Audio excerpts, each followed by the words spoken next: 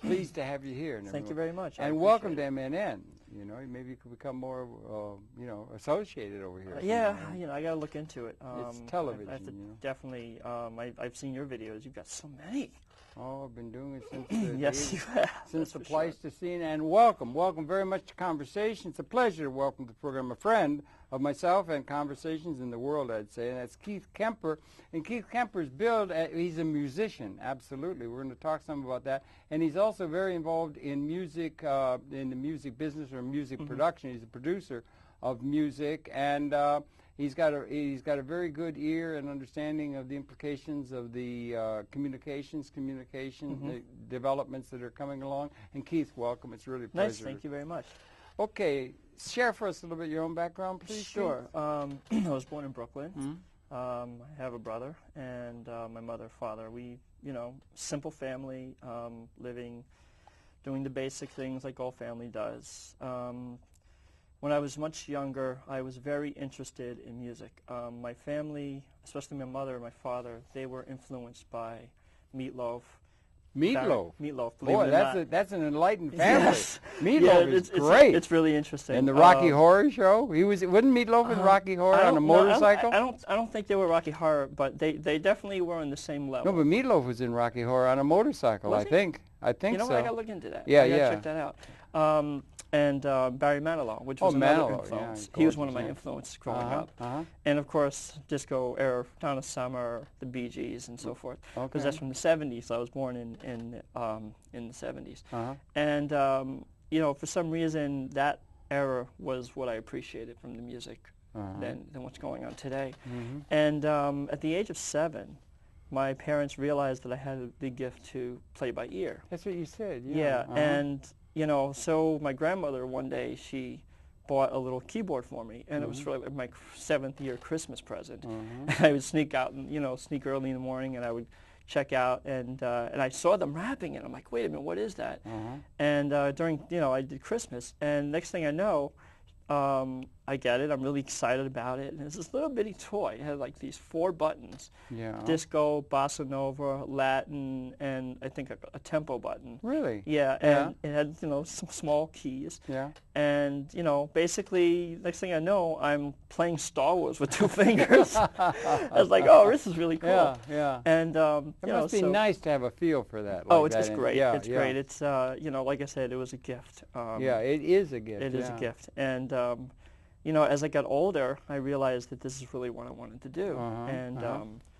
During my elementary days, going to elementary school, I would, you know, at home, while I'm doing my homework, I would like literally listen to the radio, and I would just learn all of the different songs that the radio was playing. Michael Jackson was really popular at the time.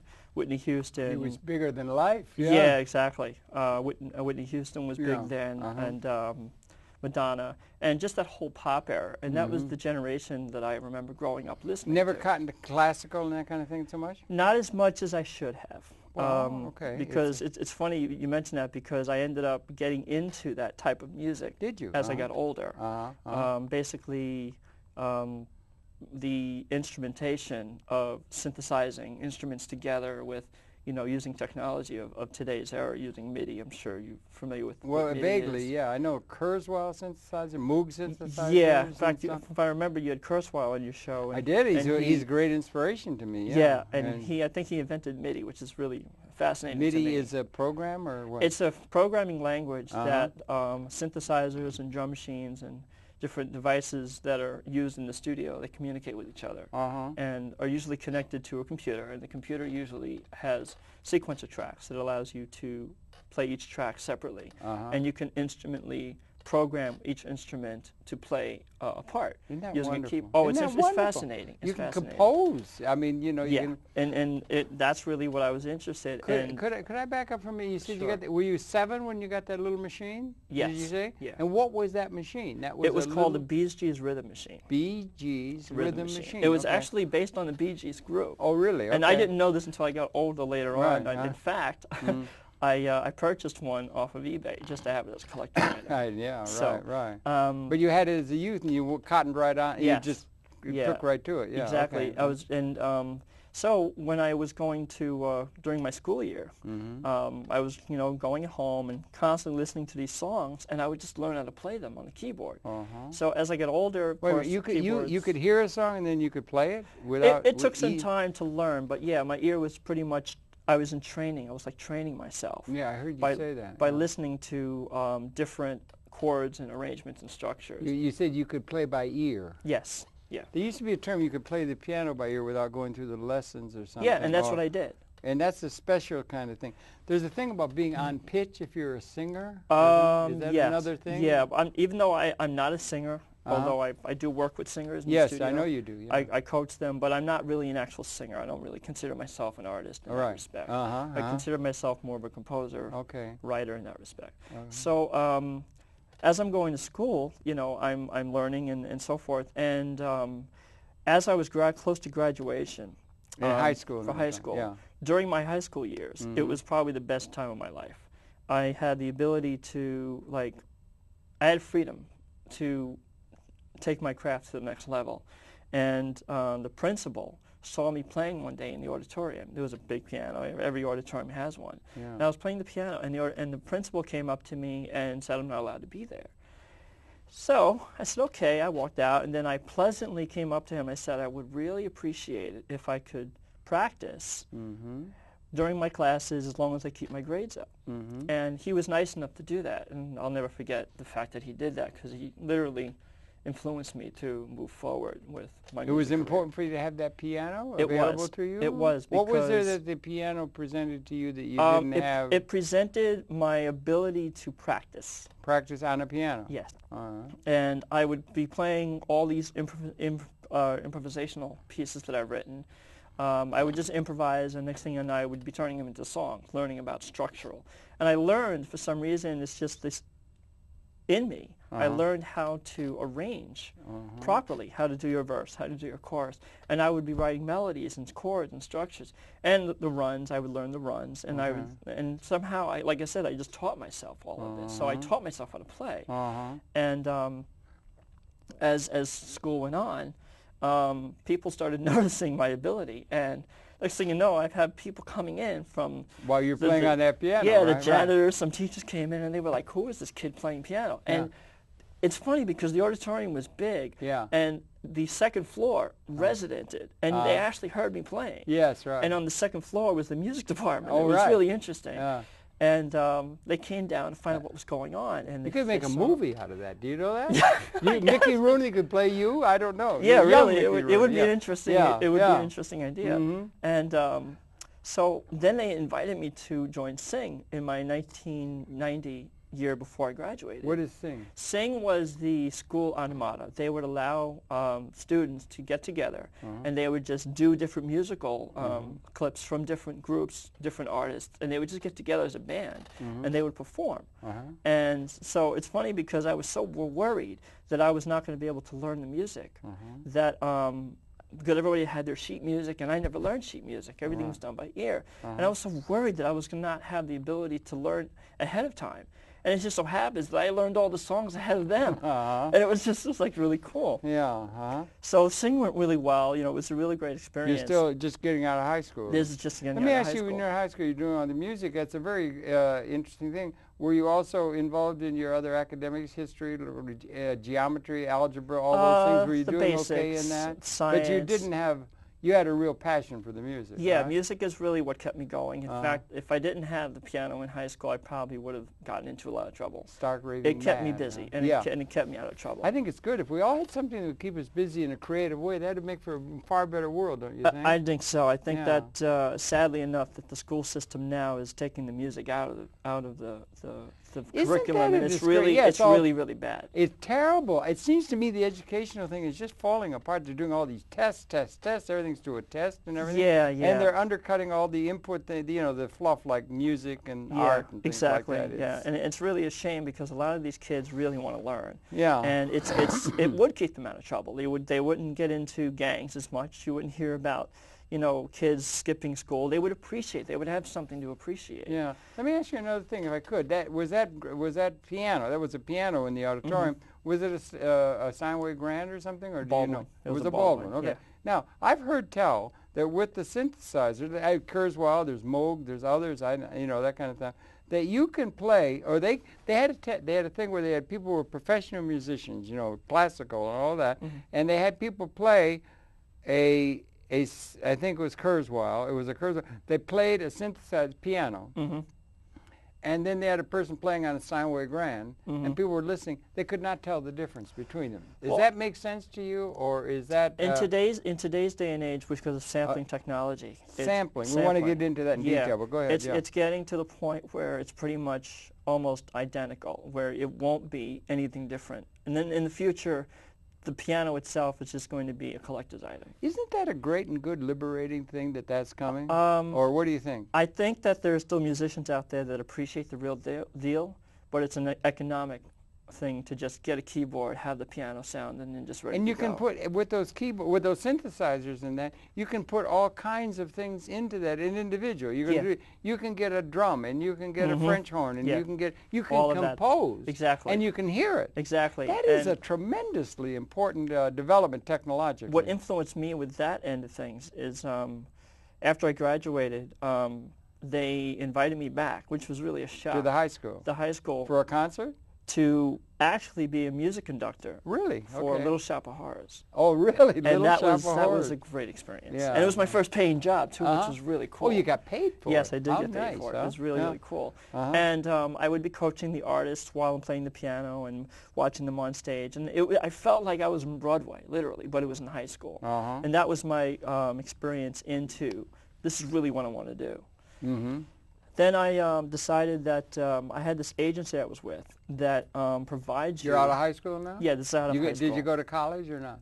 I went to college for one term, but we'll get into what happened with that situation, because that's actually a funny story. I like funny stories. I had this agency that my parents decided to enroll me in, which basically they find what you're best suited for, like a tool. And they found out I was into music. And so I decided that I wanted to learn more about the technology based on the music, not just the theory and the playing part of it. So I ended up going to Center for the Media Arts. Oh, yeah. And I heard you went there, too, you told me. Yes, there's that many people on 26th Street. Yes. Between 7th and 8th. Unfortunately, they're not there no more. They're not there now, but it was a good place. It was a good place. It was a thing that taught media, and we used to do television programs. I got a number of programs that we produced at the Center for Media Arts. It was a good thing. It was a good thing. Private sector, yeah. Yeah, and it was very educational, very hard. You had to really study. To stay on top of things. You were on the audio side mostly? You weren't into video that much? No, not the audio side was pretty much what I focused on. It was called the Center for Media Arts. Media Arts, right? That's right, yeah. And they had this 6-month course called the Basic Audio Recording Techniques. And basically you would just sit in a classroom taking notes based on the theory of engineering and audio, based on what an LFO is, what ADSR is, and all these different parameters that they use now in synthesizers. I, for instance, have no idea what those things stand for. It's a process. Yes. It's a process. Like any discipline, there is a jargon and technology, So then I found out they had a MIDI room, or the MIDI lab. MIDI, which I was really interested in, because by then I had, like I said, I had a Casio keyboard that already had instruments and had the ability to Casio was precursor to Kurzweil. What is the development of the synthesizing capability of having music come out of essentially a computer generated? It all started. It all started in the early '80s, like '82, '83. Multiple companies ended up inventing modules, which were just boxes that had instruments built in, and they were allowed to synchronize to each other through MIDI, through the connection, that allowed them to play the instruments. And you hooked up a module to a keyboard, and you would trigger it, and it would play the sound from the module. So that gave you the ability to actually trigger the instrument. Okay, now if I could, bear with me, right? Because you got that. So if you got a philharmonic orchestra, I don't know how many different instruments there are, but there's a bunch, aren't there, in the pit? I mean, you got violins, oboe, all that kind of stuff. Can they build now all of those instruments into it? Well, right now, much less even exotic things like gourds from Africa and that. Well, what's How happened- far have they going to reach to the what's world of happened is music? over time, a lot of the hardware synthesizers, because now we have software synthesizers, which we'll get into. Hardware synthesizers from Korg and Roland and Yamaha, like these are the top companies, and Kurzweil as well, were experimenting with getting past just the one module for one sound.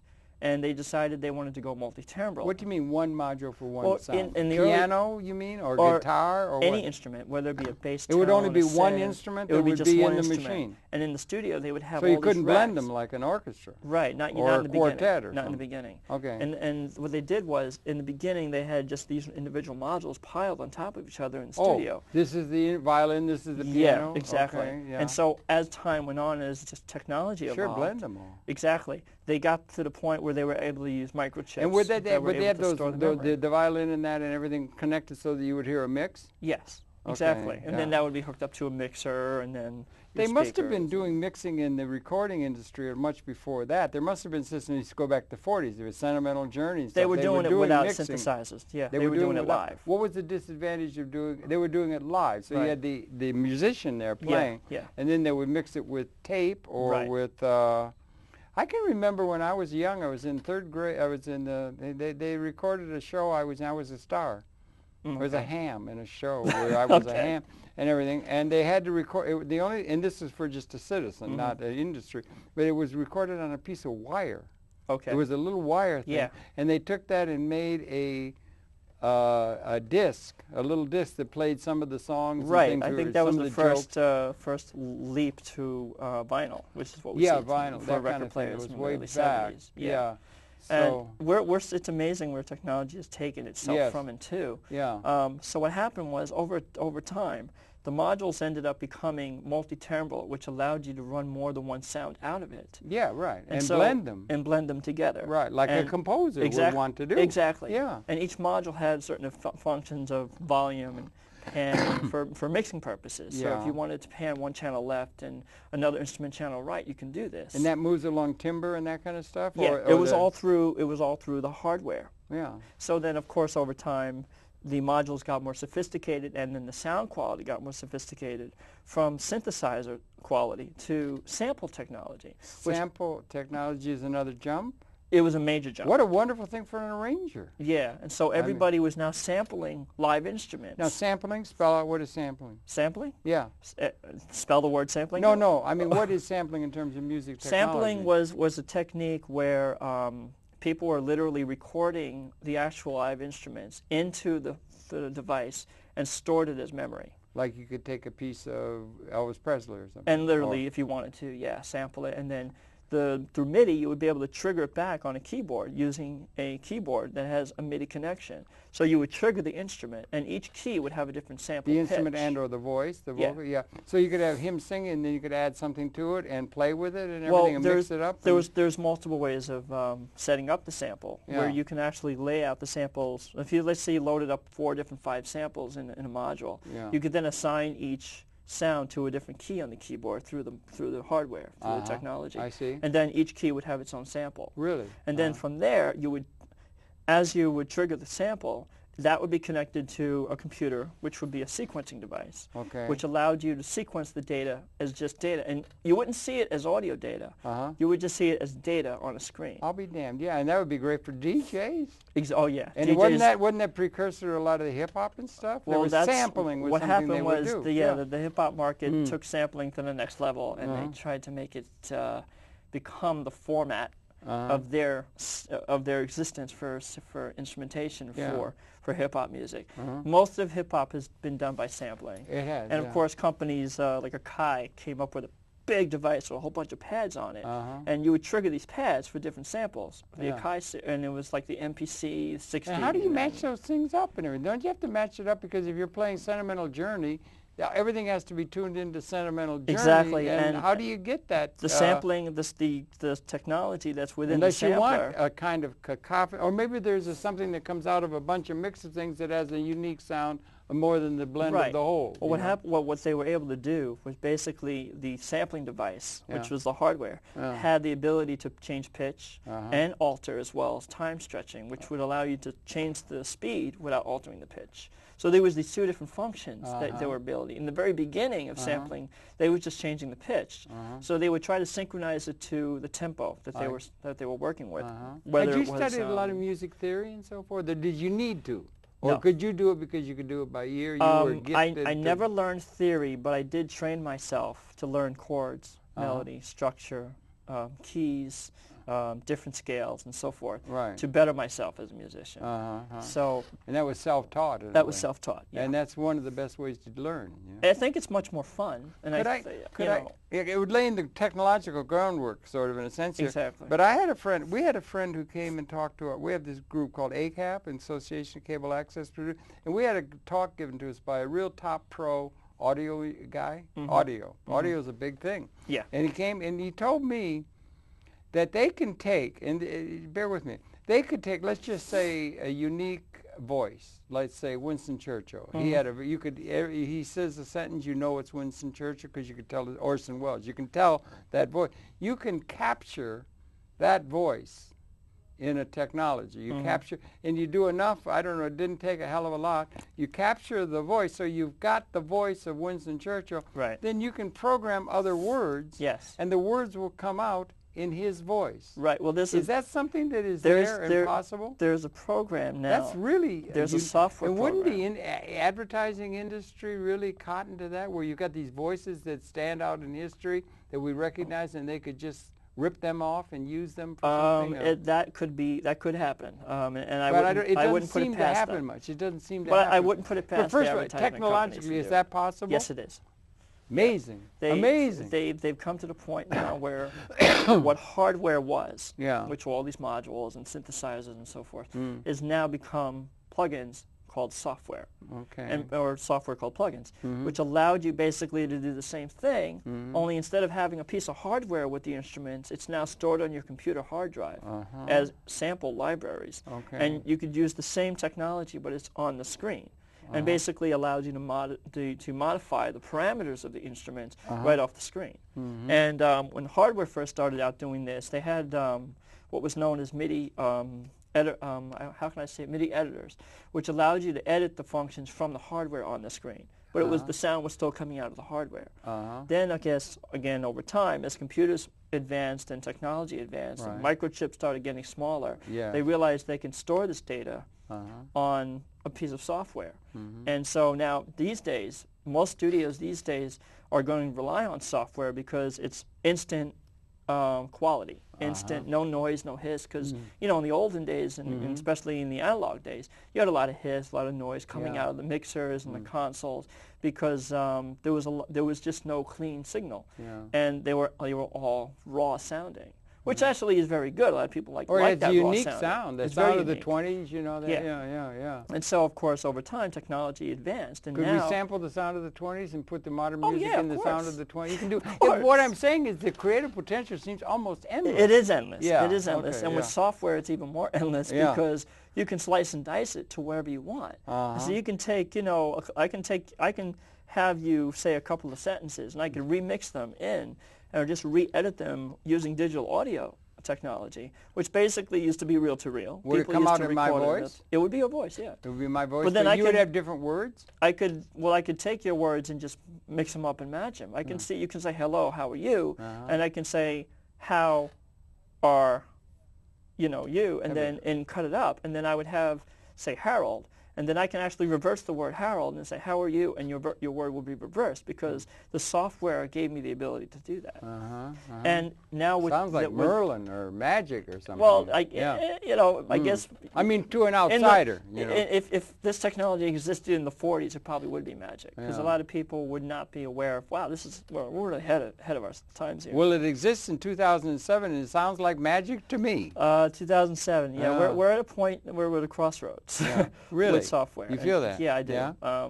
There's no telling now what's going to be real and what's going to be fake. What are if you got a crossroads, usually you have a couple of paths you can go along, like we could blow up the whole planet or we could liberate everything. Oh. That's my theme. Well, what is the two directions indicated from that crossroads Well, I think that in the essence of technology, for video and audio, it's going to come down to what's more comfortable to work with. Less user-friendly? User-friendly is a big part, and less expensive. And most of the music companies all good trends, I would say, wouldn't you? Yeah, and most of the music companies are seeing this as the trend.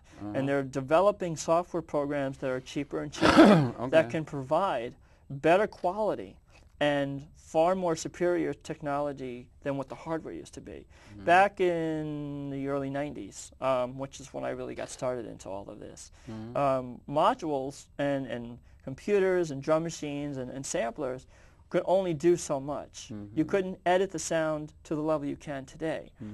Filters, if you know what filters are, you can actually change the frequency of a sound so deep that it will go so functional your ear literally wouldn't be able to pick up the signal. No fooling. Okay. Hardware didn't have that ability in the beginning. It was coming close to it as the late 90s came in, and as digital technology came in, they invented that technology on the microchips of the hardware. Now that's a big division I can see, analog and digital, and that's what we're going through here at MNN, and all the world is. That's a big crossroads on, and the one has much possibilities. And the world is all going digital, right? Yes, it is. I mean, that's one sidebar. It's the whole 0 and 1s thing. And video and audio, television, the movie industry sees it as the potential of, hey, this is simple to do. It doesn't take much to accomplish, and it's really cheap to get the job done. And so for me, it was very influential. I was very influenced by the technology. And so as I got older, you hang out in Sam Ash and you see the gear and you want that keyboard. Sam Ash is a store that sells guitars and musical instruments. Yeah, it's a music store, very famous store. And what really influenced me in all of this was I met a friend of mine. His name is Xavier Bernard. And he was just one of those guys in the store hanging out, and he had some knowledge of producing. He had some knowledge of arranging in the actual production standpoint. And we became friends, and he invited me over to his house, and he demonstrated to me exactly where all this was going, the drum machine, the sequencer, the sampler. What year this is? This was, I would say, 1990. I would say it's 17 years ago. Yeah. And so I learned pretty much how to get around that. And all while this was going on, I was still going to school, so I was like going back and forth. So I was teaching him while he was teaching me. You were going in high school or Center for Media Arts? Center for Media Arts. Okay. How long did you go there? I went there for about 4 months. I didn't complete it because I needed to get a job. All right, sorry. By the time I wanted to go back to graduate, because there was a graduation course after the basic recording. After that, I decided that I needed to move on, and they closed, so I never got a chance to graduate. I remember they closed. It was sad. Yeah, they were closed. And from what I understand, it wasn't on good terms. From what I understand, they owed a lot of people a lot of money. Well, it's hard to run an educational institution based upon the media. Is much. What do we have comparable to where the Center for Media Arts was now in the cultural educational? AIR. AIR is the newest institution now. Where is that? What is AIR? AIR is I don't know exactly where they're located. I've done the research, but they're the other school. They were opposite of Media Arts. Oh, I see. And they're still in existence. And they're into the media arts, right? Big time. We should be aware of that over here now. Is that in Manhattan or Brooklyn? In Manhattan, In Manhattan. I'm going to look that up. AIR. Audio Institute of Research. And they always had Center for Visual Arts on 23rd Street for graphic artists and that kind of stuff and everything. Right. So, but I still don't think we have enough contention given, since our public institutions seem to be sloughing that off as fluff, right? As you said earlier, in favor of I don't know, science or something, Well, music can be a science if people understand it. It really is a science in some sense, because there's a lot of math involved. There's a lot of course, reading involved. There's a lot of understanding of synthesizer techniques. Like if you're into synthesis. Synthesis is a world in itself. Forget about sequencing and forget about drum machines and getting into producing. Synthesis in itself is a science, because synthesizers have so many functions that you literally would study probably for the rest of your life. because it's always advancing. Uh-huh. So of course, I really got into this, and being influenced by musicians like Barry Manilow and all these other artists, producers as well. I looked up to people like David Foster, who produced almost every artist from the industry from the 80s into the 90s. Really? And Celine Dion was his top artist. Oh, she hands was down. huge. Yeah. He was her producer. There's still that basic thing about the human quality of the talent. Oh, right? big time. Talent is a one thing that both that instrumentally and yes. and a human voice. Yeah. And I don't think that's ever going to go away. And if it does go away, we're in trouble. Yeah. Because as it stands right now, the music industry is suffering because there's not much talent left. You can't take my voice and make it sound like Caruso. You know, I said before, you can take it. I could to a degree. I could sing the aria, and it would come out like Caruso by capturing. To a degree, but how it wouldn't. close could you it get wouldn't to make sound me natural. be Caruso? It wouldn't sound natural. No, good, right? You got a long stretch in order to get to Caruso. Yeah. Or Pavarotti. Pavarotti he just passed. It was such a sad thing. When I what found that out, I was terrible really, thing. He was a great loss. Yeah, he's one of the greats that I can honestly say. And we still have the greats of the composers, the arrangers, Duke Ellington, that kind of stuff, jazz, new forms, all that kind of stuff. And what's not mentioned much, of course, major name in the movie industry is John Williams. John Williams is one of my influences as well, which is what got me into getting into synthesis and scoring. He did, the scoring of a movie vehicle is hugely important, isn't it? Yes, it is. It really is. For me, and he's one of the greats. He is. To me, I think he is the Bernstein of our generation. He died. I don't know if he died in the early 80s. I think you have a piece somewhere. I don't know if we have it available to us now, where you took a piece, an opening to a show, and you put a different score under it. That would be on the YouTube site. Yeah, that was a YouTuber. I don't think we have access to it. Not at the moment. But to get the score for a vehicle like a movie, everything's going multimedia in a way. That's good for you to get over into video, don't you think? Yeah. I'm trying to get drag you over to video, right? I'm getting into it slowly. I'm getting into it slowly. I'm appreciating the fact that I realized that I have to do it myself. Because well, you're you know the term autodidact? That means self-taught. Oh, okay. Rather than lining up what the sergeant tells you to do, you're doing it because you're really interested. Right, and I am self-taught. So my prediction is that if you get interested in it, looking back on your history and so forth, that you'll take to it like what they call, there's an old-fashioned term, a duck to water. Okay. Well, it is coming to me. I mean, I have software programs that are giving me that ability. I mean, many years ago, you'd have to spend, I don't know, thousands of dollars to get this kind of stuff. Yeah. And now it's little pennies. Isn't it wonderful? I love it. I think it's great. I think technology has made and life easier. The trends are all good, aren't they, too? It's becoming, I heard you say user-friendly, and you said less expensive. Those are two very important things for democratizing everything. I'm making possible democratization. Yeah, there's, like I said, there's an appreciation for it, and you have to have patience. Do you think there's genius? I mean, there's certain things, some people have genius, there's this human genius and so forth.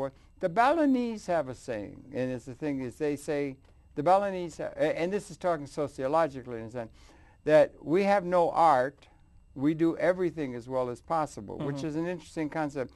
Do you think that, I was just jesting about Pavarotti, me becoming a Pavarotti. I don't think, I'd have to be very, anyway, that kind of thing. You know what I'm saying? But do you think that this technological addendums and that kind of stuff, that there's more talent than we might think, really good talent that available, then there are venues for expressing, and that the artistic part of the human capability collectively seen is going to be much more available to us rather than the few that have been able to be marked for stardom and that sort of thing out of history. Well, you know what I'm saying? I think the talent... There's a lot of talent around. The talent is very important, and whether this industry realizes it or not, without talent and without the people behind the talent, there is no artists, because you have to have some sort of voice. I don't care who you are.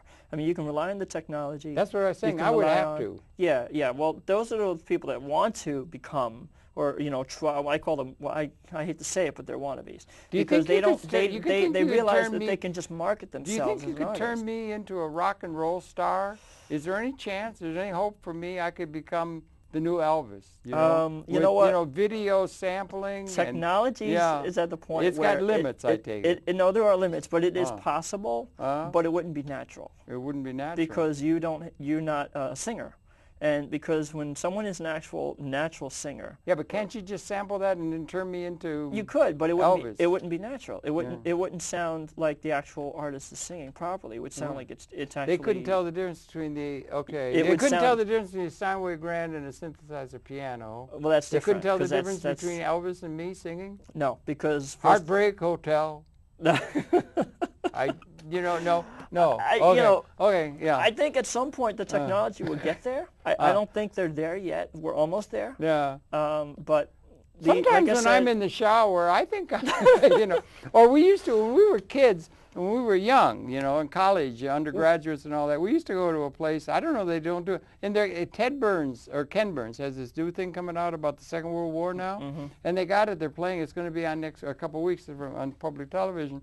Big deal and everything, and everybody knew song. And they used to have a place that we'd go in Detroit. Okay. I was in Detroit.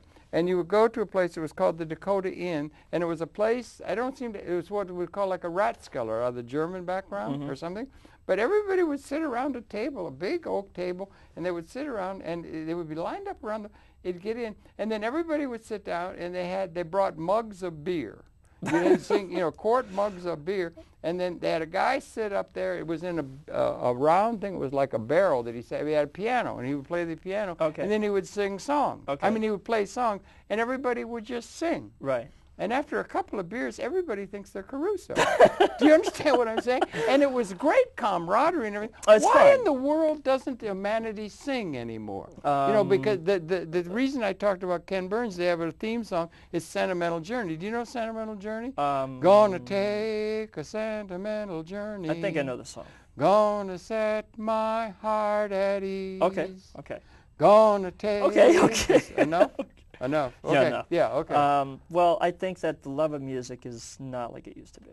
You think it's different? It's different People don't sing. Do people sing ever? Oh, yeah. There are a lot of people that sing. Unfortunately... They don't have saloons where you go and sing anymore. No, like they but you used know what? to. I think the karaoke bars are starting to open that door now. People are starting to get more interested I've in never singing. been to one of them. That's where you sing into a machine? Yeah, they have a machine, and they have the words on the screen. They play the actual You shouldn't have to have the words on the screen. You should have them in your head. We used to have the songs some people in don't our know head. the songs, and they want to have their spotlight, and so they'll sing. And most of them are out of key, but they do it for fun. Karaoke is sort of like the entertaining value. And then there's certain... Do those karaoke's massage the key and make it so that you're singing on key or something? Well, Can they do that? No. Could they have a machine where it would make you sound like there are machines that do this. You sing into the machine and it sounds awful singing between you and the mic, but out of the mic and out of the thing comes a beautiful sound. There is effect processors. Or would that be faking it, and that would be artificial? Well, there are effect processors that do that.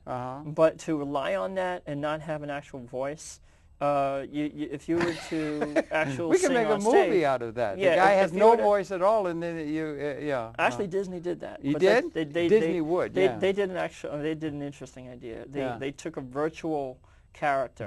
That's the word. And turned it into a rock star. Right. And it was a brilliant idea. See, I had the idea here, didn't I? Independent. I've never seen the movie. I'm surprised that they haven't done this yet. You see.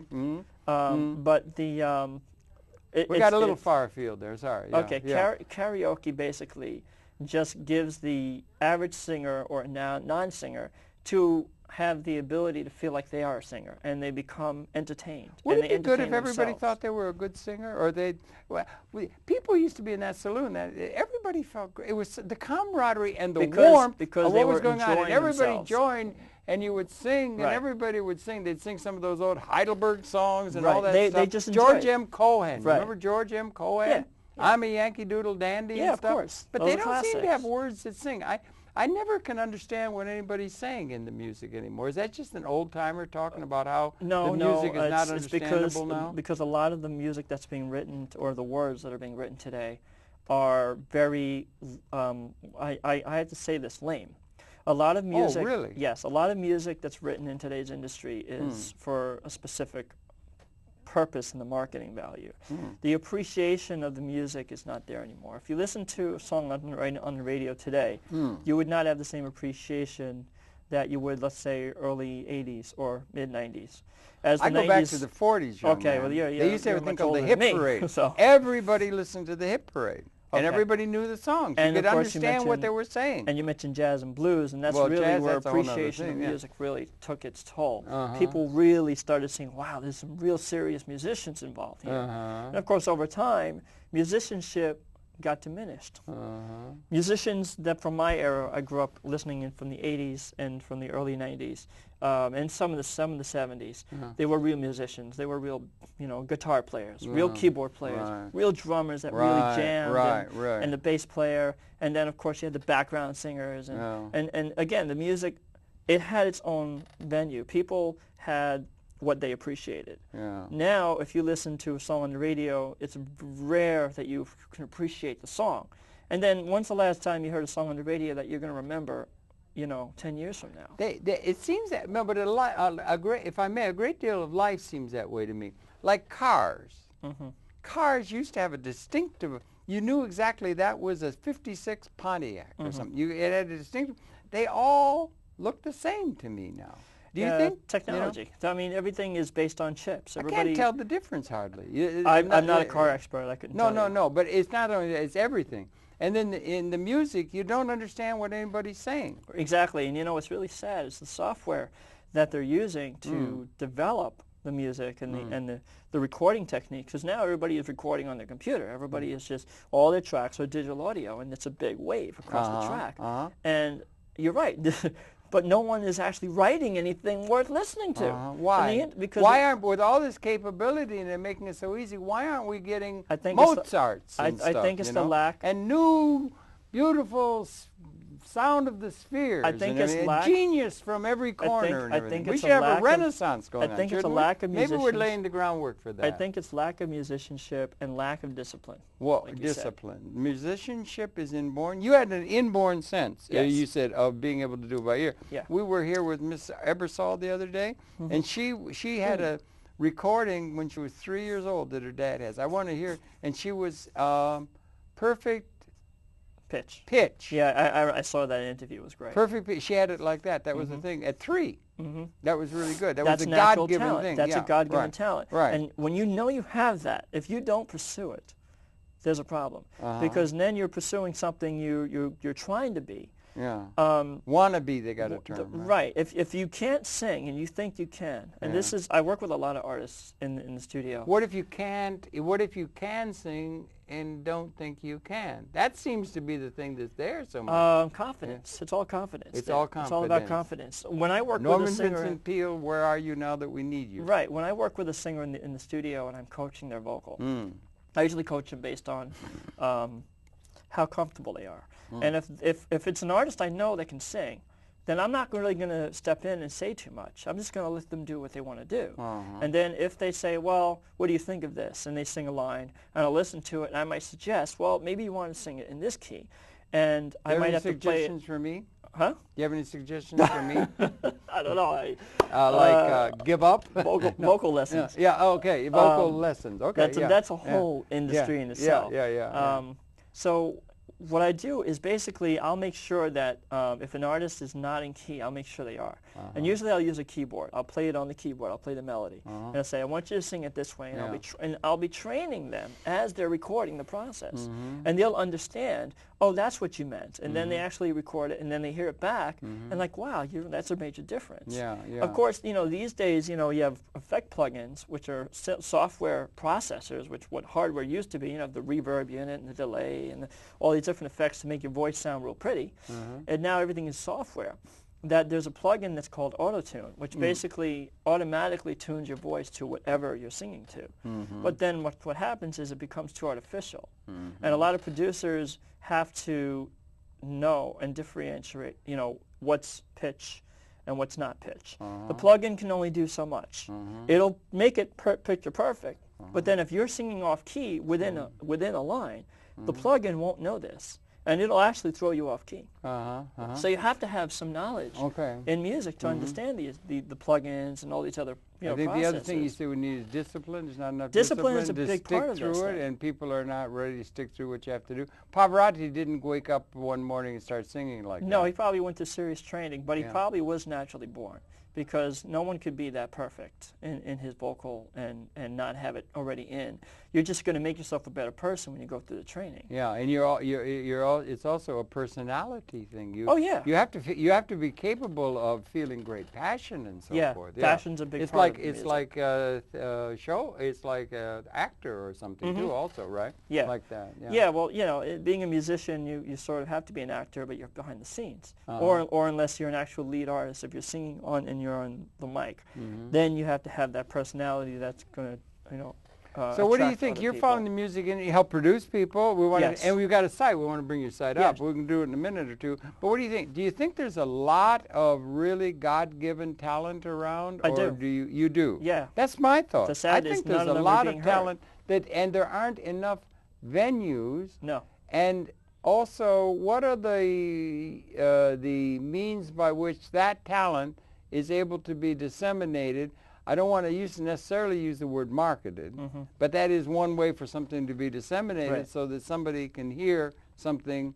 And that's going to be a big issue. How are we going to separate out the really creative stuff, whether it's in the realm of music or anything else, from a huge amount of information that's going to be becoming increasingly available to us with the advance of cyber things, right? Well, Do you understand what I'm saying? Yeah, I think that, like I said, without talent, there's not much to work with, because then you're fighting a losing battle. When you're trying to make somebody out to be something that they're not, then it's not worth it. Yeah, but And that's it's too much work. that's a major premise you're making now, Right. that there's not talent. What I'm trying to say is there's so much talent, but we don't have the venues for it. I had a friend of mine made a movie. It was funny. It was if I may, and he had it. It was Isle of Lesbos. It was really a funny movie. Okay. A really funny movie. It was really good. And he had this talent that he put together out there in Los Angeles or something. And there's all kinds of people, and the talent was so good,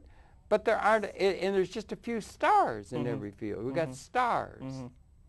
I had a friend who was an actor, Benjamin, and he said that all the budget in terms of the industry goes to a star. So you got Tiger Woods.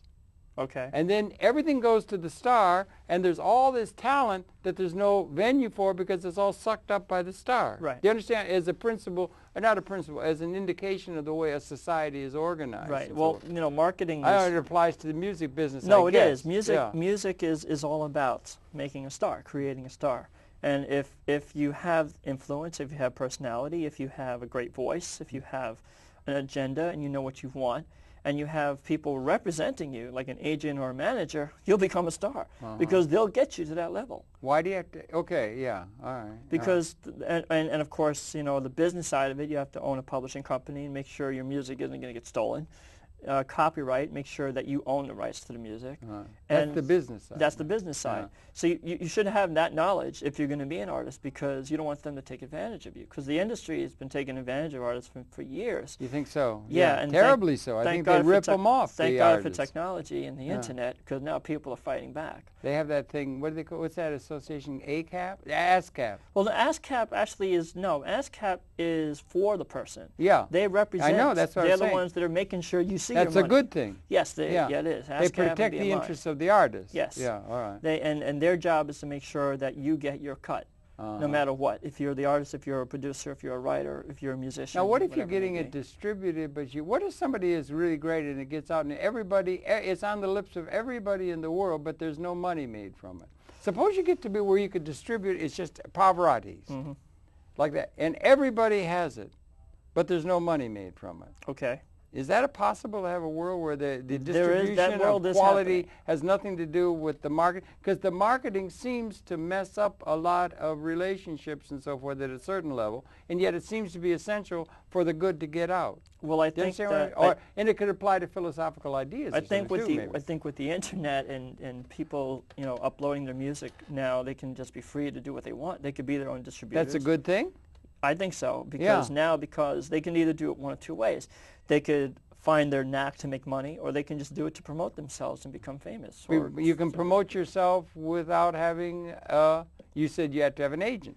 You Well, say you have with to the have internet, big bucks. that's You got to have right. a big thing. If you but it's wanted to getting to get where you can do it if you just don't, on if talent you, alone. Exactly, exactly. You don't. You if think you that wanted is to, that's a great promise. if you wanted to So Aunt become Sally a star, is good, and it comes out, and Right. there's a way for people to know she's good. Right. And you know, like that. Right. Well, the internet right now is good for promotion. Uh-huh.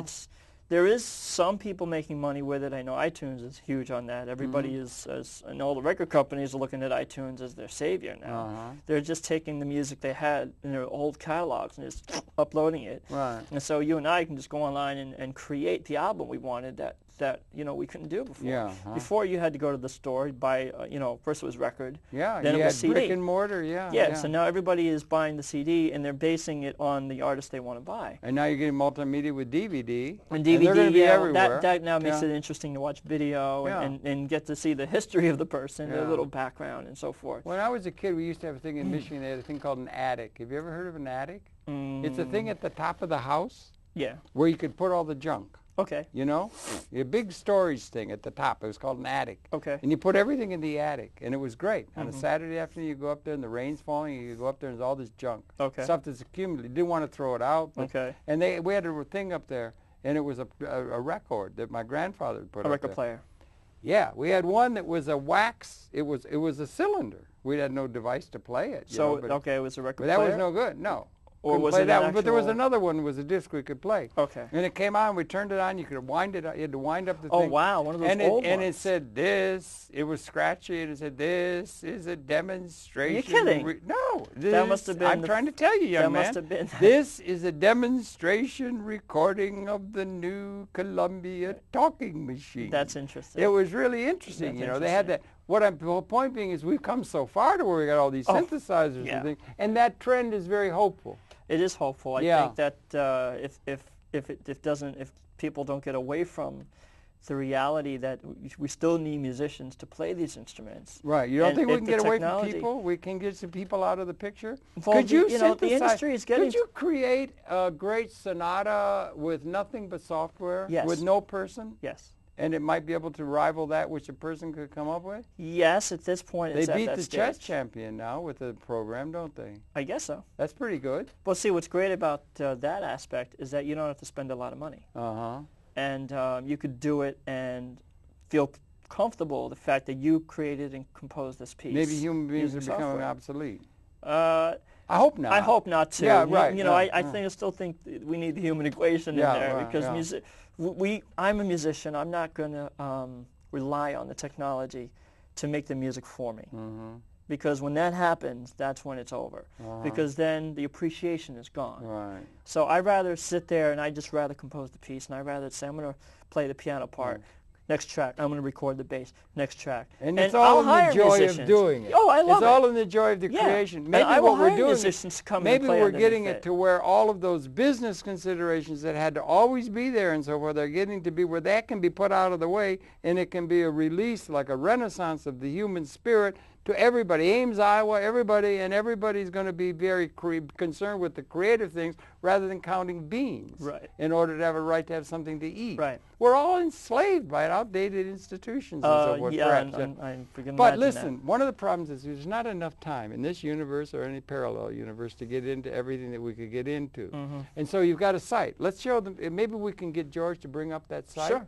And George, maybe you could bring up the MySpace site, and we could talk a little bit about that. And there's a couple demonstrations things, and it's a really handsome site. So why don't you bring that up, George, and then he knows he can play a piece of music or something, or would it be something that you compose? well, I have a virtual iPod that they A can play. virtual iPod. So why don't you try and bring that up, George, now from the computer and play the virtual iPod if you can do that now. And we're talking with Keith Kemper, who is a music producer, and we're talking about all of these matters, and we'll try to bring up that. Maybe if we can't, we'll have to keep talking. Right. But it may be that we're not able to bring that up. But if they can, Well, it should be up already. it would be good if it would, but I don't know. It doesn't seem to be coming up on the screen now. So Unless maybe somebody's we not in the can. So maybe they don't. Okay, maybe we're not able to do that. But anyway, you have a very handsome site. What is it? Why don't you say what it is? Sure. Well, I'm sure you're aware of MySpace. It's been out for like about 2 years now. I think it's about 2 years. And it's slowly becoming the website of choice for a lot of talent in the industry and non-talent. Yeah. A lot of people, they just want to promote themselves. And MySpace is, because it's a free site, people can just make their own website. They can design their background. They can upload their music. They can upload their videos. Right. And it's a good promotional tool. So I say to myself, why not? You know, just go with the flow. The industry is looking at it now. The record industry is starting to see MySpace as their forefront to grab sort of like a lot YouTube of talent. kind of, or well, like, YouTube is more for video and for promotion, where MySpace is more about, you know, who you are as a person, what you do, and you know, creating friends, which basically you have a friends list. Something or other too. They have something called Facebook. Facebook. I just learned about that. A friend of mine, producer friend of mine, showed me that, and I'm just getting into that myself. Those are things where people can interconnect with one another. Which pretty much is the same as MySpace. Yeah. And with MySpace, you basically have a whole bunch of friends on your list. Okay, so we have a generic space. MySpace.com, is that it? Okay, so it's www. You don't need anymore, but MySpace.com / Keith Kemper. Keith Kemper. That's my site. KEITHKEMPER. Correct. And you will go to this man's site, which is a very rich one. Yeah, and, I basically, I I had somebody help me design the site, and then I took it upon myself to upload a virtual iPod, and I took all my music and I uploaded it to the player. This using is the software. music you've composed? Yes. Yeah, And I have a whole bunch of stuff, from scores to dance music. I mean, I do everything. I'm a musician, so I don't limit myself. An artist I'm working with, Gene Roberts, he's an artist that I'm actually still working with. I'm also in the band as well as I'm producing. So you're also a musician. Yes. What do you play? Keyboard. Keyboard is, wait a minute, if I may, keyboard is no longer like piano. Keyboard is like, if it's a synthesizer, you're playing every instrument. It can be both at this point. So when you play, are you playing all the instruments? Yes. That's pretty wide latitude for you to express yourself in many ways. And it's a lot of work, but it's a lot of fun, and there's a major appreciation. Can you do it? Can you play all those different instruments spontaneously, like you say, like free-form jazz? I mean, how can you get all the guys in the jazz quintet together to be playing? With the technology, you can assign instruments to split ranges on the keyboard, where you can have the bass, you can have, let's say, the piano, and you can play it together. It's when guys are jamming, let's say freeform, or let's say they're not playing a score. There's no score. They're just playing everything. Then there's a vibe between them when they're really getting good. It really you can feel it. There's a real thing that goes in this thing.